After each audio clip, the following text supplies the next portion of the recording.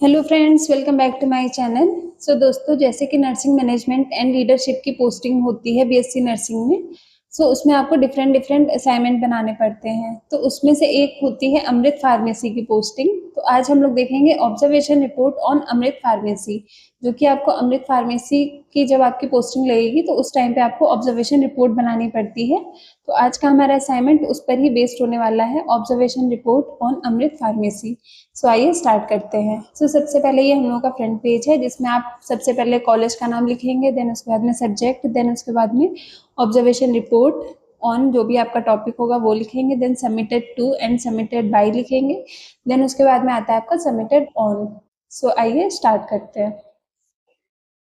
सबसे पहले हम लोगों को लिखनी होती है ओरिएंटेशन, मतलब आप जिस एरिया में जा रहे हैं उसका ओरिएंटेशन, मतलब किस डेट को आपने विजिट किया, किसने आपको विजिट कराया, किसने आपको उसका इंट्रोडक्शन दिया, किसने आपको उसके बारे में हर चीज़ बताई। उसमें आप जो है ओरिएंटेशन रिपोर्ट जो होती है उसमें आप लिखेंगे। सबसे पहले फ्रंट पेज पे आपको लिखना है ओरिएंटेशन, मतलब जो भी आपका नाम है, आप जिस बैच से बिलोंग करते हैं, देन कहाँ पे आपने पोस्टिंग की, किस डेट में की, वो सारी चीज़ें आपकी आती हैं ओरिएंटेशन में।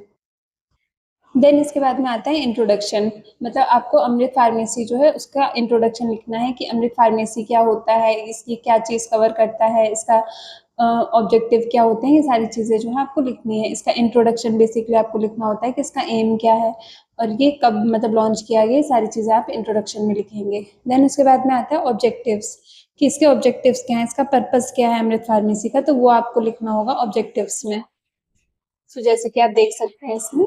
देन उसके बाद में आता है लेआउट ऑफ अमृत फार्मेसी, मतलब कि अमृत फार्मेसी जो है वो कैसे बना हुआ, उसका स्ट्रक्चर क्या है आपके हॉस्पिटल में, उसके बारे में आपको जो है पूरा लेआउट बनाना होगा। तो जैसे कि ये एम्स बिलासपुर का लेआउट है अमृत फार्मेसी का। देन उसके बाद में आप लिखेंगे स्टाफिंग पैटर्न, जो भी स्टाफिंग पैटर्न होता है अमृत फार्मेसी का उसके बारे में आपको लिखना है कि कौन कौन सा स्टाफ जो है वो ज़रूरत होता है स्टाफिंग में अमृत फार्मेसी में, वो सारी चीज़ें आप लिख सकते हैं। तो जैसे कि ये यहाँ का स्टाफ है, जो भी एम्स बिलासपुर का स्टाफ है वो मैंने लिखा है कि किसमें कितना स्टाफ जो है वो है यहाँ पर।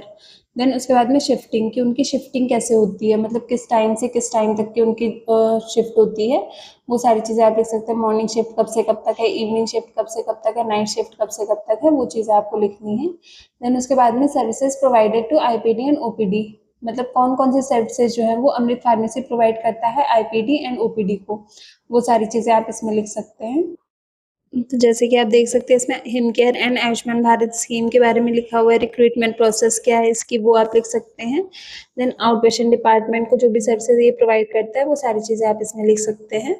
Then facilities available at Amrit pharmacy, मतलब अमृत फार्मेसी में कौन कौन सी फैसिलिटीज़ अवेलेबल हैं उसके बारे में आप लिख सकते हैं। जैसे कौन कौन सी मेडिकेशन वहाँ पर अवेलेबल है उनके बारे में लिखना है।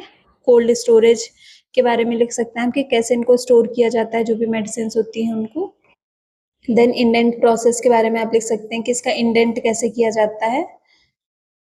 देन एट द एंड आपको कंक्लूजन लिखना होता है। कोई भी असाइनमेंट आप बनाते हैं तो उसके एंड में आपको कंक्लूजन ज़रूर लिखना होता है। ये कंक्लूजन है कि आपने क्या देखा, किस डेट को आपने विजिट की, देन वहाँ पे आपने क्या क्या चीज़ें सीखी, वो सारी चीज़ें आप कंक्लूजन में लिखेंगे।